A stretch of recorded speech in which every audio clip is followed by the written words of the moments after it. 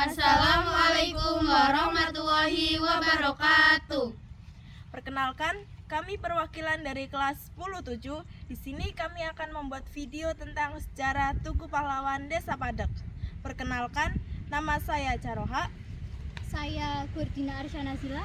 Saya Aisyah Zara Al-Awaliyah. Saya Sawah Habibah. Saya Kois Aksanul Alda.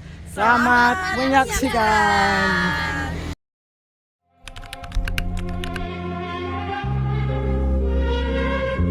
Desa Padek adalah salah satu desa yang menjadi saksi bisu perjuangan. Di tengah desa Padek yang tenang ini berdiri kokoh sebuah tugu yang menjadi saksi bisu perjuangan para pahlawan.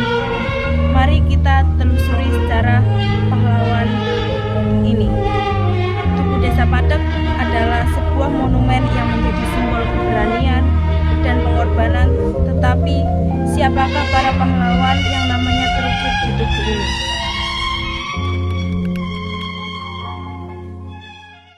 Assalamualaikum Pak, saya Sawah Habibah akan mewawancarai Waalaikumsalam warahmatullahi wabarakatuh. Bapak siapa? Dengan Bapak siapa? Bapak Kiswoyo, Ketua RW 02 Kadu 1 Dukuh Sipelem. Sejak kapan Tugu Pahlawan di Desa Padek berdiri? Tugu Pahlawan, monumen ya, monumen berarti monumen perjuangan atau Tugu Pahlawan. Itu berdiri sejak tahun 1968. Yang pertama, itu yang pertama. Terus itu kan sudah dibugar. Oke, itu saja. Oke, Pak. Lalu siapa pendiri atau tokoh pertama yang membangun desa ini? Nah, Tugu itu bisanya berdiri itu berkat usulan salah satu warga yang ada di Desa Padek, yaitu khususnya di Dukuh Dawan, Bapak Tarjani. Pak Tarjani itu Mas Ais, bapaknya Pak Narto yang sekarang menjadi Kadus, ya itu. Itu pada malam Wungon peringatan hari ulang tahun kemerdekaan RI tahun 1968, beliau Pak Tarjani mengusulkan bahwa tempat untuk di sini yang ditempati itu Tugu sekarang dibangun itu untuk dibangun Tugu Monumen sebagai bahasa Rodomentarengnya the best is memory pahlawan Indonesia yang pejuang untuk Padek yang terjadi kemelut, yaitu tertipu muslimat oleh tentara Belanda. Oke. Terus kenapa desa ini dinamakan Padek? Apakah ada makna khusus di balik nama tersebut? Kalau Nyon Sewu, Desa Padek itu diberi nama Padek. Ini konon kabarnya mencuri Pak Kis. Setahu saya, menurut para pendahulu, itu Padek itu dulu tanah belantara. Berarti seperti sawah-sawah atau ladang. Ya. Tapi ada penduduk, ada pendatang dari Entra Berata ya, seberang sana. Itu pertama itu di Padek di Dukuh Sitinggi. Dulu namanya Sitinggil. Kalau Mas Ais Mbak Jeroah tahu, yang Simbah dulu seperti dibuka warung baru ya, itu dulunya kan benteng dan sawah. Lah itu di sana ditempati untuk jualan warung, akhirnya kan mengembang jadi daratan itu Singgil.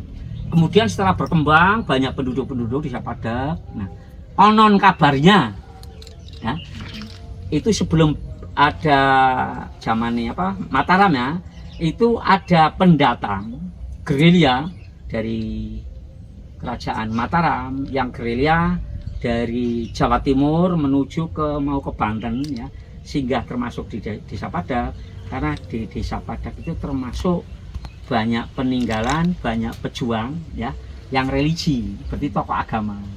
Sehingga itu berjalan pertama lewat pagar gunung ya. Karena apa? Bukan pagar gunung itu pagarnya gunung, bukan ya, tapi pagar mau mendatangi Desa Padek ya, tapi belum tentu Desa Padek itu. Lah, setelah Desa Padek di sana ada jaga tamu. Jaga tamu itu jaga untuk para tamu yang mau datang. Dulunya itu Padek itu kecamatan, pernah menjadi kecamatan ya. Tahun kurang lebih ya zaman Mataram tahun 1800-an itu ya. malah sebelum perang Diponegoro ya, mungkin itu. Nah kemudian setelah di tempat desa Pamute ya, itu kelihatan ada duku dawan ya, duku dawan. Duku dawan itu duku yang untuk dawuh, tahu dawuh? Dawuh itu ya berarti mau matur, kula nuwun ya. Lah oh itu pajak itu dari kata pajak perak, nggih. Sehingga itu yang memberi nama orang luar desa Padek, maka disebut Padek itu. Konon kabarnya sepengetahuan kami Mas Ali. Ya teman-teman, hati-hati ya. Oke. Baik Pak, selanjutnya apakah masih ada peninggalan atau bukti sejarah masa lalu? Untuk peninggalan itu karena di situ tragedi pembantaian, berarti pembunuhan ya, bukan tempat untuk dikubur loh, petilasan ya. Itu pada waktu itu karena apa?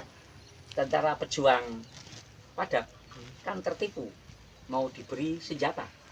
Nah ya, mau di senjata ternyata di sana ditembak itu, termasuk Pak Bolot CS itu. Ya, yang di sana kan ada itu namanya ya.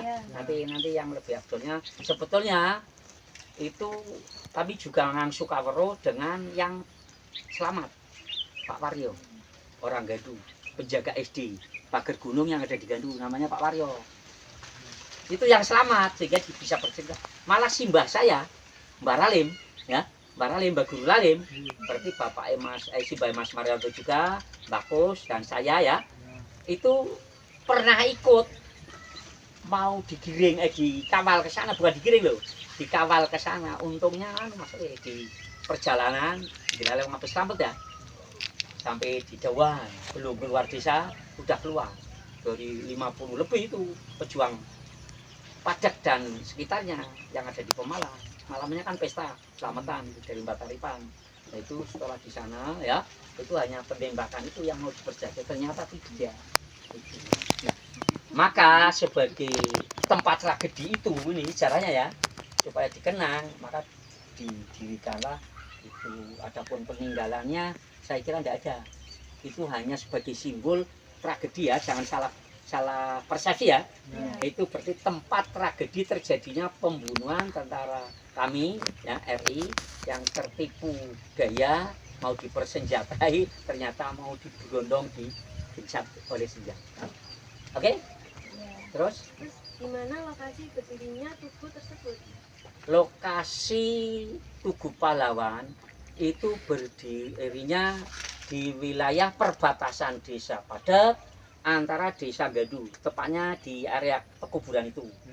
Ya, itu berarti sana RT 1, RT 1, Kadu 1 desa Padek, Duku Dawan. Itu.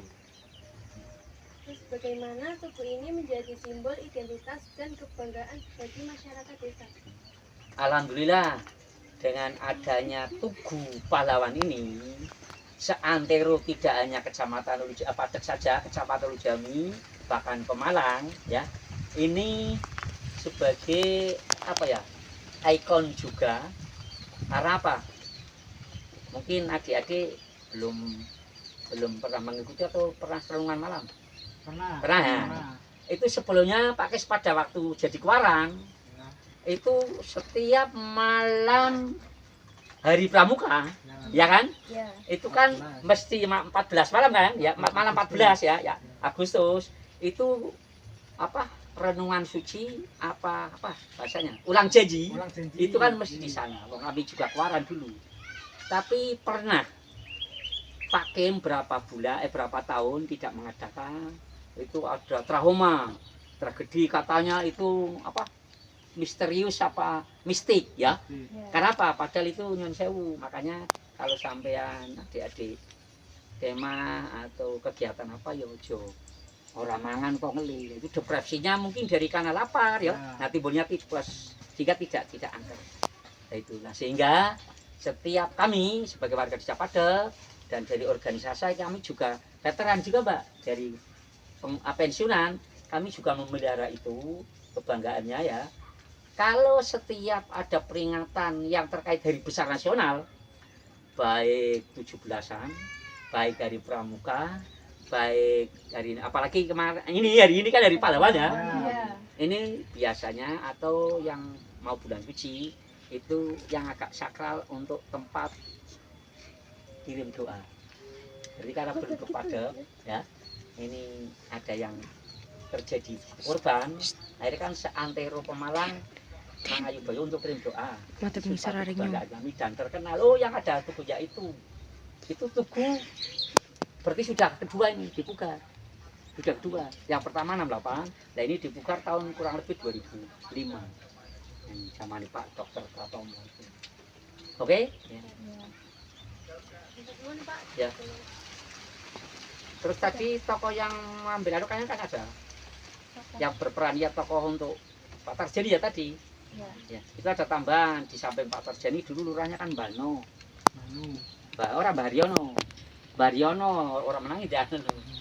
Iya. Itu penduduk kepala desa Padep itu termasuk veteran 45 yang itu. Oke, ada lagi? Sampun.